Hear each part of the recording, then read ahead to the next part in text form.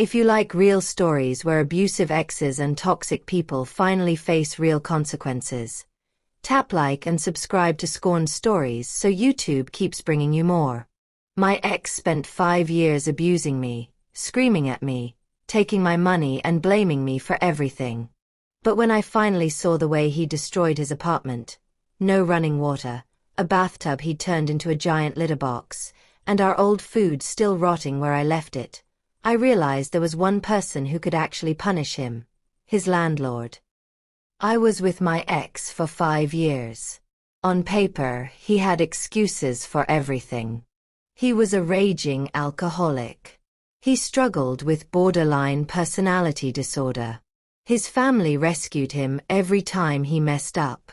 Whenever he got into trouble, his mom would send money, smooth things over, and he'd learn absolutely nothing.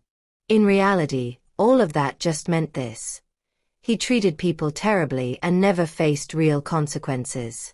With me, he was often verbally abusive and, on rare occasions, physically violent.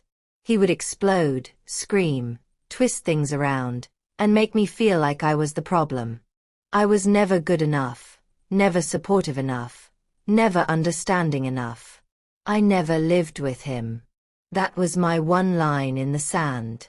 I always told him, if you want us to live together, you have to go to therapy first. He never went. So I stayed in my own place, and he stayed in his. We lived only a few blocks apart, which made everything harder. He was always close enough to show up, text, call, beg, and drag me back into the cycle. Eventually, I had enough. I got tired of treating him with kid gloves and walking on eggshells. Earlier this year, I finally ended it. I broke up with him. But if you've ever been in a relationship cycle like this, you know how it goes. Your head knows it's over, but your heart misses them. The pattern itself is addictive. You get used to the highs and lows, the begging and the "I promise I'll change." So when he tried to reconnect with me recently, I went against my gut and engaged. I knew I shouldn't, but I did. And almost immediately, he reminded me exactly who he was.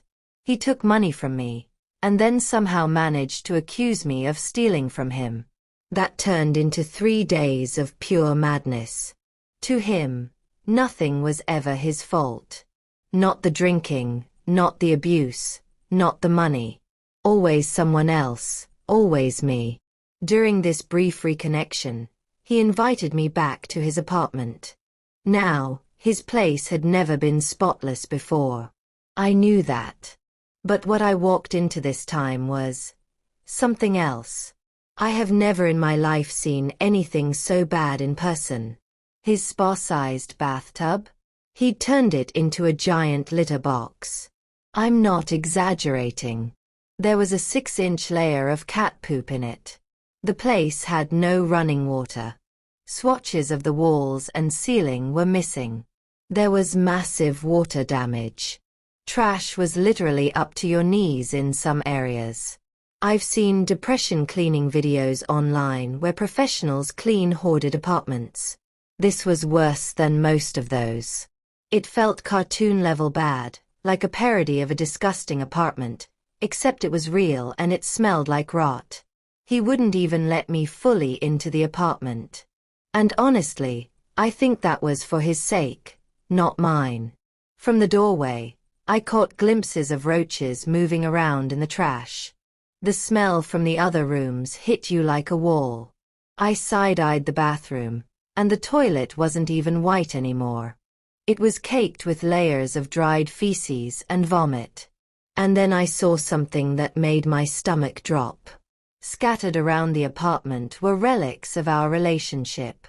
Bowls of food we had cooked together months ago were still sitting exactly where we'd left them when I walked out of his life. He hadn't even thrown them away. He just paused his life when I left, and then let everything rot. On one level, I knew this was a physical manifestation of his depression and mental illness. But on another level, It was a perfect reflection of how he treated everything and everyone in his life. He used things, he used people, and when they broke or got hard, he just abandoned them and let them decay. We left his apartment, and surprise, surprise, things spiraled again. He ended up in yet another screaming match with me, and it all culminated in him accusing me of stealing and then replacing a few $1,000s from him. Which made absolutely no sense.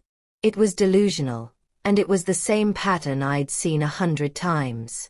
He breaks something, then points at everyone else and screams, "You did this." I finally saw the whole picture. Not just how he'd treated me, but how he was treating the apartment, the building, and the people who rented to him. Here's the thing. I know his landlords. They're not some faceless corporation. They're a couple of young professionals. This is their only income property. They both work regular jobs. They're raising children. They bought this building, renovated most of the units, and rent them out. The other 5 apartments are immaculate, recently redone, and honestly, overpriced. His apartment is the exception.